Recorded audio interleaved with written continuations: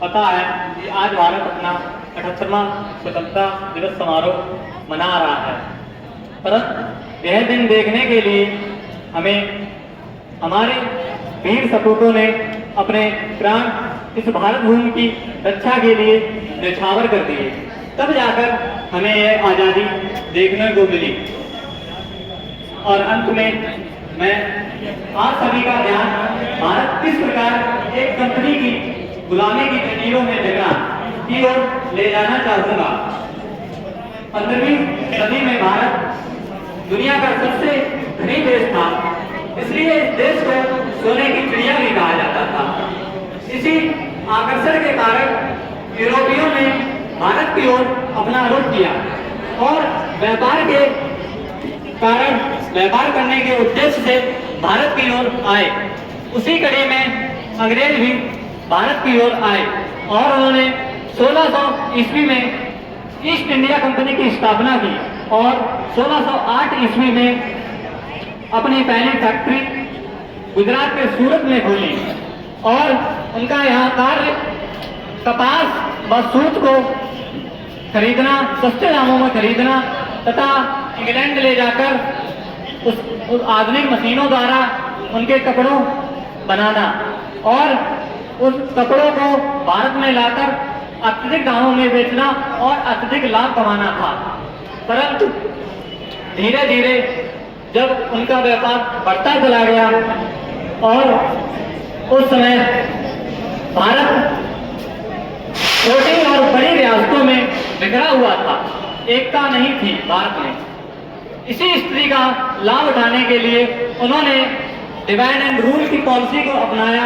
अर्थात फूट डालो और राज्य करो। इसी पॉलिसी के दम पर उन्होंने 1757 में हुए प्लासी के युद्ध तथा 1767 में हुए बक्सर के युद्ध के पश्चात भारत में ब्रिटिश शासित ईस्ट इंडिया कंपनी का प्रभुत्व संपन्न स्थापित हो गया और भारत पर ईस्ट इंडिया कंपनी की सत्ता स्थापित हो गई। धीरे धीरे वह भारत से खनिज, बहुमूल्य वस्तुएं इत्यादि को इंग्लैंड भेजने लगे और उस समय पश्चात लगभग 100 वर्षों पश्चात सन 1857 की क्रांति के पश्चात भारत का शासन ब्रिटिश साम्राज्य ने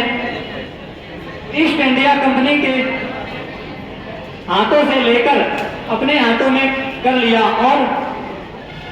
और भारत पर शासन करने लगी। इसके पश्चात उसने अंग्रेजों ने भारत पर लगभग 200 वर्षों तक शासन किया, परंतु हमारे देश के कुछ वीर सपूतों ने अपने प्राण का बलिदान देते हुए भारत को 15 अगस्त 1947 को आजाद कराया और हम सभी को इसके अतिरिक्त हम सभी को अपने कर्तव्यों का पालन करना चाहिए और भारत को हमेशा स्वतंत्र बनाए रखने की कामना तथा कार्य के प्रति कार्य करना चाहिए तथा हमें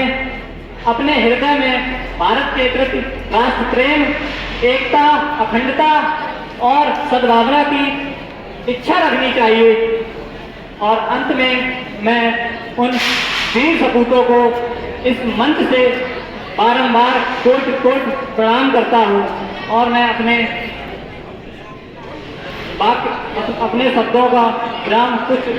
पंक्तियों से बोलकर खत्म करना चाहूँगा कि श्वास का हर सुमन है वतन के लिए, कि श्वास का हर सुमन है वतन के लिए,